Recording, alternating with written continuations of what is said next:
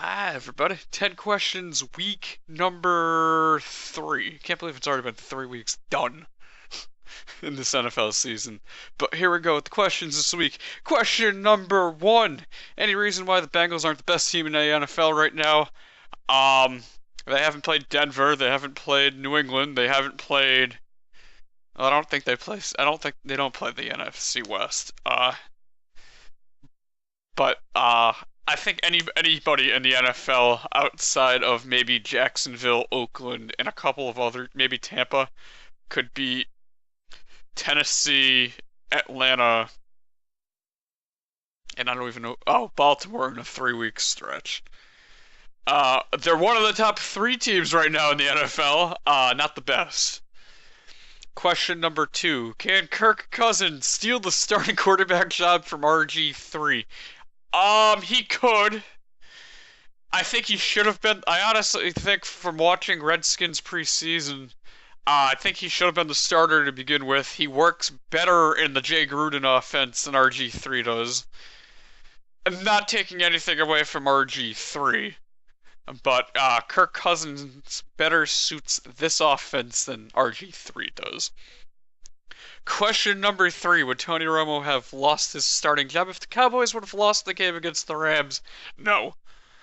It was honestly the defense's fault for them being down 21-0. Tony Romo played un-Tony Romo-like and actually played great. I think he had the second best QBR of the week. But no, he would not have lost his starting job because I don't even know who the Cowboys' backup quarter. Oh, it's Brandon Weeden, isn't it? Yeah, I don't think he would have lost his starting job. Question number 4. Why is it when something bad happens to Peyton Manning and/or Tom Brady, everybody wants rules changed? This is in reference to Peyton Manning not even stepping onto the field against the Seahawks on Sunday. I think the rule should. I honestly think the rule should be everybody gets at least 1 possession before you go into sudden death. I've been thinking that before Sunday, it should be every team gets a possession. If one team scores and the other team doesn't, game over. This is in the field goal rule. If one team scores a touchdown, the other team should get an opportunity to score a touchdown, and then it goes into sudden death. It's sort of like how college football runs. College football overtime is better than the NFL overtime. But this rule should change, and it's not because Peyton Manning was involved. Question number 5. Is Russel Wilson an elite quarterback? He's getting there. He's not quite there yet. He's a top 10 quarterback. He could get there eventually if he gets and wins another Super Bowl and he has these like kick-ass stats, and yes, he'll be elite. Right now, he's very, very, very good. Hell, you can even say he's great. He's not elite. Question number 6. Are the Browns headed in the right direction? Yes. They are heading in the right direction. I don't know. I don't know if now I don't know if Johnny Manziel being in Cleveland was a smart pick. Cleveland could have won all 3 of these games. They were in them to the very end. But yes, they are heading in the right direction. I like how Mike Pettin is leading this team. Once Josh Gordon gets back, I think they'll be even better. The defense is great. They are definitely heading in the right direction. Question number 7. Was the Panthers' defense exposed? I don't personally know. I didn't watch the game. But they gave up, what, like 300 yards rushing? Just about. I could see where you could say they've been exposed, but I think the Panthers are still of a top 7, top 10 defense. Were they exposed this game? Maybe. We'll see how many teams' offenses go at their defense like that. Question number 8. Are the Cardinals better than we thought they were? Or are the 49ers worse than we thought they were? I think it's a combination of both. Cardinals are 3-0. Surprisingly good. A good 3-0. I'm surprised they are 3-0 with Drew Stanton leading the last 2 games. The 49ers are worse than what they were. The defense, the pieces they've lost on defense doesn't help. The offense isn't as great as they thought. I don't agree with Anquan Boldin blaming the referees for losing the last 2 games.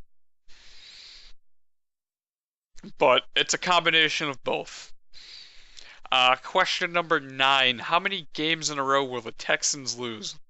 As you all know, they lost 14 straight after starting 2-0 last year. I need to pull up the Texans schedule because I don't know what their schedule looks like the rest of the way. Let's see, Houston's schedule. Let's see. Beat Washington, beat Oakland, lost to the Giants. Let's see. Next 6 games before their bye. Home to Buffalo, at Dallas, home to Indy, at Pittsburgh on Monday night, at Tennessee, home to Philadelphia. I think they could beat Buffalo this week, so 0 games, but if we want to be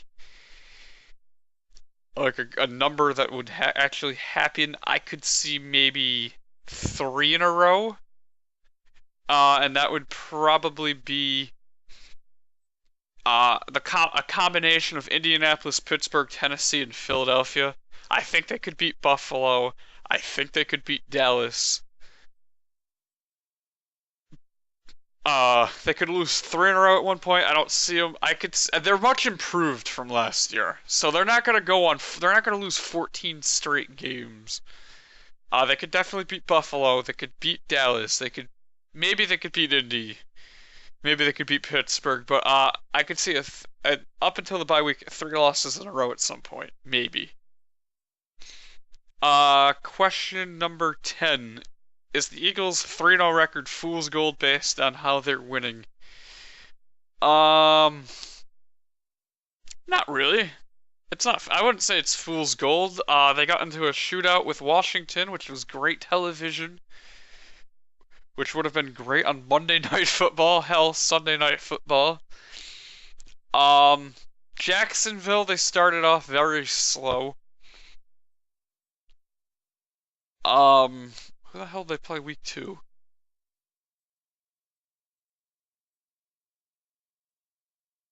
They played Indianapolis week 2. They should have lost that game. So I could see where the fool's gold thing comes into play.